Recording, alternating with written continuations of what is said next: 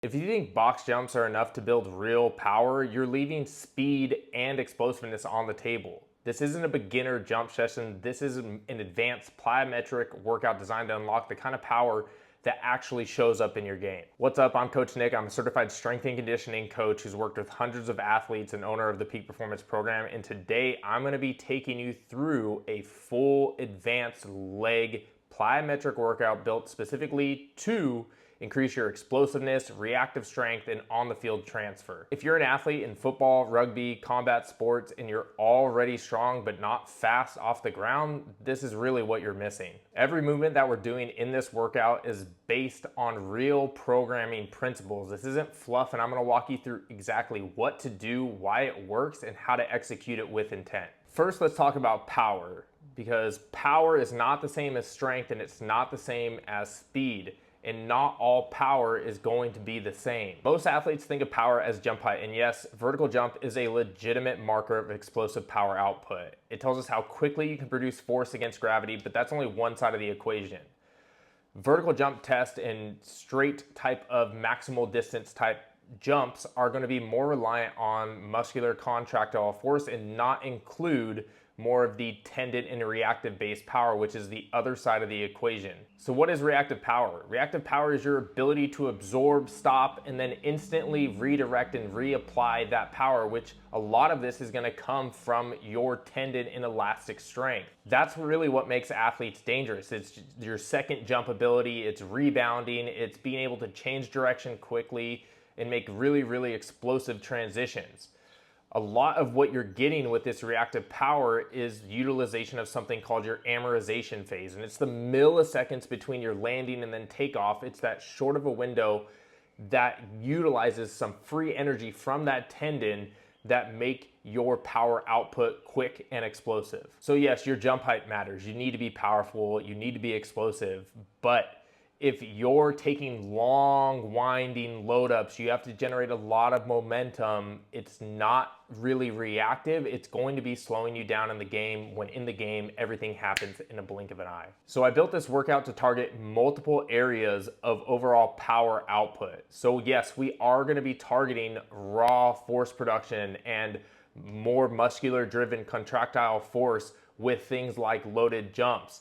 We are also going to be working on elastic and reactive strength using quick ground contact times to really train and target our tendons in that amortization phase. And the last piece is we're going to be using unilateral and lateral force stability and control based movements with single leg and then frontal plane exercises. And we're going to be using some of the same principles that we use inside of our peak performance program based on phase specific adaptations, contrast pairings, and overall speed and velocity development. So first we're starting off with our warm up. We are getting our tendons and tissues prepped. We're priming the ankle complex and we're preparing our CNS and getting it active before we go into heavier or more high effort based plyometrics. Now the first real pairing that we're doing is going to be our vertical force and vertical power output. This is going to have the greatest transfer over into sprinting, change of direction, and overall explosiveness. So we're starting off with a loaded trap bar jump,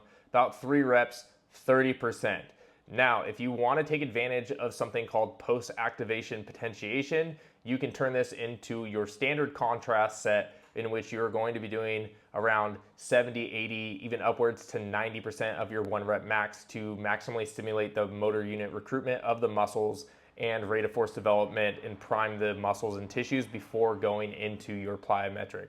However, if you really are trying to bridge the gap between strength and explosiveness, you are going to want to do something like this where you're doing lighter load and focusing more on overall power output. And if you don't have a trap bar, you can sub in barbell squat jumps or weighted dumbbell jumps as well. Next, we're gonna move into our lateral power and reactivity. Okay, so we're doing a lateral bound to stick, 3 per side.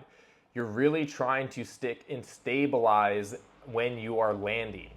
So this is gonna be more force driven. You're going to spend a little bit longer on the ground with these as you're trying to get max distance. And then we're going to move it into our mini hurdle lateral hops. So With this, we're thinking quick, reactive, trying to get off the ground as fast as we possibly can. Sports are rarely linear. This set challenges your ability to absorb force laterally, stabilize on one leg, and rebound into the next movement. The hurdle hops train your reactive stiffness and directional control. Now that we've gone through our lateral and vertical power and explosive training, now we're gonna move into unilateral variations. In sports, single leg power and single leg explosiveness is very important.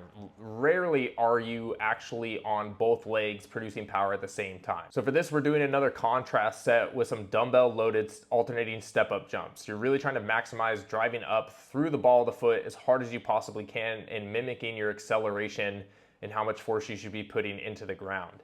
Then we're gonna be pairing that with a couple of different types of horizontal plyometrics, either a single leg bound or a single leg broad, or an alternating broad, bound, bound, and land. These are really great for teaching the athlete how to produce force and incorporate some coordination that is going to help you transfer that power onto the field. So while most coaches just say do plyometrics, you really need to dive into what is the specific adaptations you're trying to achieve with the plyometrics you're doing. Is it concentric muscle force? Is it maximal power output? Is it reactivity in training your ankle stiffness? Or is it some stability aspects that you need to get into? The further you can dive into the specific type of plyometrics that you're doing, the better the results you're gonna get for your desired goals that you are trying to achieve. If you want more athletic-based training like this, make sure to hit the like and subscribe button. You can comment any of your questions down below, or you can join us in the Peak Performance program where all of this is dialed in for you. And if you're still not sure and wanna see some of the methods and get some real results before jumping into the Peak Performance program, you can check out our 10-day explosive power accelerator, where I go through what is typically in a strength and power phase of training for us, so you can get accustomed to the methods, the style of training that we're doing, and see some results for yourself. Thanks for watching, and make sure to subscribe for more no BS athletic based training so you can get the results that you want. Train hard, dominate harder.